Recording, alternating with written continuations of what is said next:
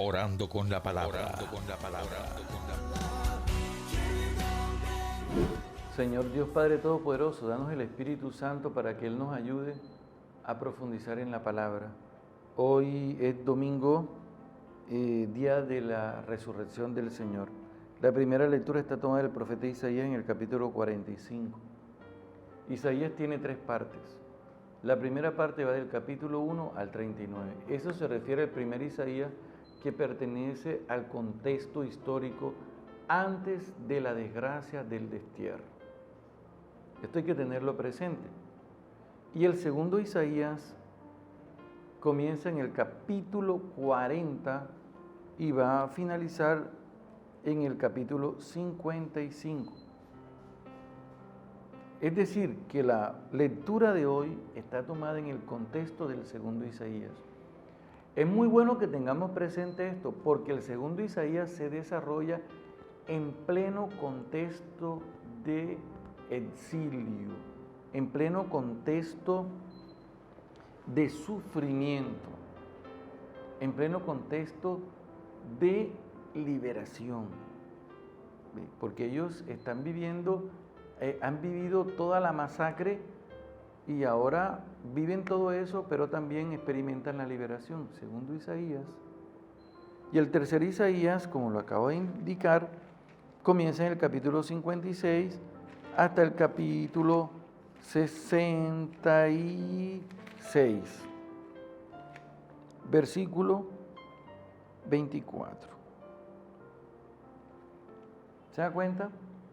¿Eso qué significa el tercer Isaías? Cuando el pueblo viene ya de regreso a la reconstrucción de Jerusalén, de las murallas. Y nosotros cuando leemos, por ejemplo, si usted lee Isaías 57, que pertenece al tercer Isaías, mira lo que va a encontrar. Allanen y despejen el camino, quiten de los tropiezos del camino de mi pueblo. ¿Por qué? Porque viene de regreso. Es facilito entenderlo. Ahí entra el ayuno y todas esas cosas. Pero vamos nosotros con el tema de hoy. ¿Qué pasa? Que el pueblo vivió el exilio.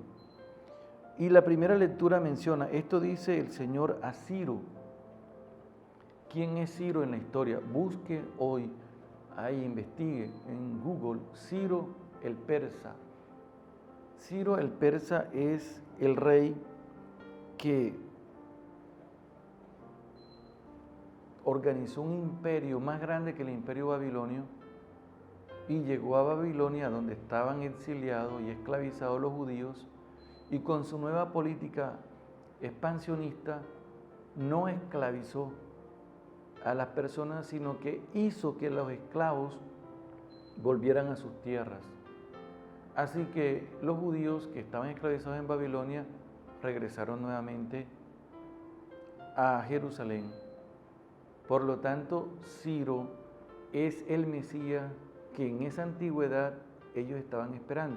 Ustedes me preguntan qué es Mesías. Mesías en griego significa Cristo y en hebreo se dice Mesías a la persona ungida por el Espíritu Santo. O sea, usted pone ungido traducido al griego, Cristo. Ungido traducido al hebreo, Mesías. Entonces Ciro es el ungido por el Espíritu Santo que fue a rescatar al pueblo que estaba en el exilio en Babilonia. Sí, y Ciro era consciente de que él era ungido por el Espíritu de Yahvé no tenía idea, no sabía ni que era un plan de Dios, para nada. Él se dejó llevar por la moción del Espíritu de Dios y dijo, mi política va a ser diferente, no voy a esclavizar a nadie, todos los esclavos regresen a su tierra. Por eso aparece Ciro el persa en la historia de salvación. La primera lectura tiene ese contexto.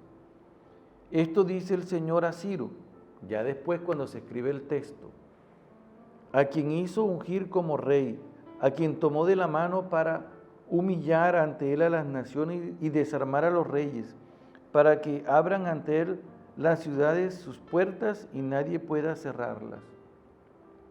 Ciro no era creyente en Yahvé, ni sabía quién era Yahvé. Esto fue escrito mucho tiempo después, cuando hicieron la lectura y descubrieron que el Mesías era Ciro. En el instante no sabían ellos que Dios lo había utilizado como Mesías. En atención a Jacob, mi servidor, a Israel, mi pueblo elegido, te llamé por tu nombre y te doy un título sin que tú me conozcas. ¿Te das cuenta? Por eso la lectura dice eso. Sin que tú me conozcas te doy un título. Y yo me pongo a pensar cuántas cosas nos ha dado Dios, nosotros sin merecerlas y sin pedírselas. Padre Santo, hermoso. Yo soy el Señor y no hay otro. Fuera de mí no hay Dios alguno. Aunque no me conoces, de mí recibes la investidura para que sepa de oriente hasta occidente que no hay nadie más fuera de mí. Yo soy el Señor y no hay otro. Y esta lectura es muy importante porque esta gente que estaba en el exilio habían perdido la esperanza de que fueran rescatados por el Mesías que Dios había prometido. ¿Saben por qué? Porque las personas que quedaron en Jerusalén, de allá no quedó ningún ejército. Las personas que quedaron allá fueron los pobres, los leprosos, las personas que tenían algún problema en la mano, en el pie, incapacidades físicas. ¿De dónde iba a salir el Mesías? Destruyeron las casas, allá quedó ruina. Pero miren lo que hizo Dios. Y tú estás pensando en tus planes, ¿verdad? Y tú dices, esto va a ser así, esto va a ser, y resulta que Dios sobrepasa tus expectativas, como sobrepasó las expectativas de esos esclavos en el exilio en Babilonia. Realmente qué palabra tan linda. El Salmo también tiene ese contexto de liberación. Mira, una cosa es el contexto del exilio como tal, 538 al 587, son 50 años. Y en ese contexto se da esclavitud y se da liberación. Por lo tanto, hay literatura que nació en ese contexto de esclavitud, de reflexión.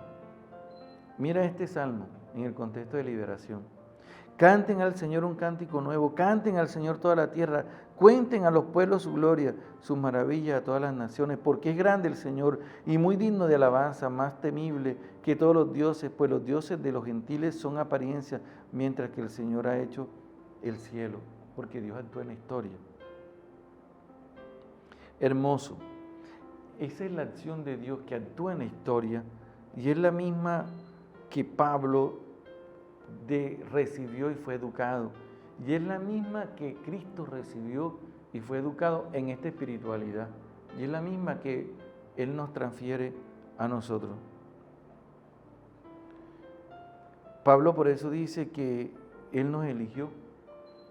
Como eligió a Ciro, también te eligió a ti, me eligió a mí. Ahora, volvemos al Evangelio. El contexto del Evangelio, ya ustedes saben porque ustedes han estudiado conmigo y han meditado conmigo, más que estudiado conmigo, han meditado conmigo. Vamos, buscamos el capítulo 22, versículo 15 de San Mateo, y inmediatamente digo, este contexto 22 es el mismo contexto después del discurso de eclesial que está en el capítulo 18 y termina en el capítulo 19, y después viene una sección narrativa y ya hemos visto las 4 parábolas, los viñadores asesinos, ¿cierto? Los viñadores asesinos que está en el capítulo 20, después vimos nosotros la parábola de los 2 hijos, la parábola de los viñadores homicidas, parábolas de las bodas. Y también estuvimos mirando nosotros en ese contexto, ahora encontramos las controversias. ¿Por qué Jesús está en Jerusalén? No podemos olvidar ese contexto. Ese contexto literario es muy importante en el Evangelio. Y los fariseos se reunieron para tomar la decisión, hacerle una pregunta. ¿Cuál es la pregunta? ¿Está permitido pagar impuestos al emperador o no? Pregunta terrible, porque están buscando la manera que Cristo muera. Y como a Cristo lo favorecen muchas personas, el Mesías, por eso Cristo es el Mesías, el ungido. Así como Ciro liberó al pueblo esclavizado, Cristo viene a liberar al pueblo esclavizado por el pecado, por el mal. Pero lo rechazan. Jesús toma el denario y habla de quién es esta imagen y esta inscripción. Imagen y esta inscripción. La imagen era la del emperador y la inscripción decía que el emperador es Dios. Cristo hace algo hermoso y nos libera, como Ciro liberó al pueblo de la esclavitud. Dice, pues vuelvan al emperador lo que es del emperador y a Dios lo que es de Dios. Es decir, la imagen y semejanza es lo que Dios nos dio cuando nos creó. ¿Recuerdan ustedes? Dice, y a imagen y semejanza Dios creó al hombre y a la mujer, a imagen y semejanza del mismo Dios. Y ahora se han desvirtuado porque la imagen y la semejanza que quieren adquirir es la del emperador. Y a veces nosotros vamos quitando la imagen y semejanza que Dios nos ha dado para ir adoptando imagen y semejanza. Yo conozco personas que no hablan como ellos son, sino hablan como otro, porque quieren ser como otro. Oye, pero ven acá, si Dios a ti te dio una imagen bonita y una semejanza que es la imagen de Él, y entonces nosotros salimos a imitar. Fíjate que en el Evangelio nunca dice que nosotros tenemos que imitar a Jesús. Dice Jesús, síganme. Él no dice, imítenme. Dice, síganme. Lo que yo hago, háganlo ustedes. Pero ustedes no pierdan su identidad, su imagen y semejanza con la cual Dios los creó. Pero nosotros sí tenemos que llegar a ser imagen de Cristo. ¿Por qué? Porque cuando Dios nos creó a su imagen, nos creó con el modelo de Jesús. Y el Espíritu Santo se encarga de crear esa imagen en nosotros. ¿De dónde sacó eso? Pablo lo dice, 2 Corintios 3:17, que el Espíritu Santo nos va formando en imagen de Cristo cada día más gloriosa, porque esa es la verdadera imagen de Dios. En otras palabras, no hay que buscar la imagen del emperador. Y ahora mismo imperan muchas cosas por las que nosotros podemos perder nuestra imagen, nuestra identidad.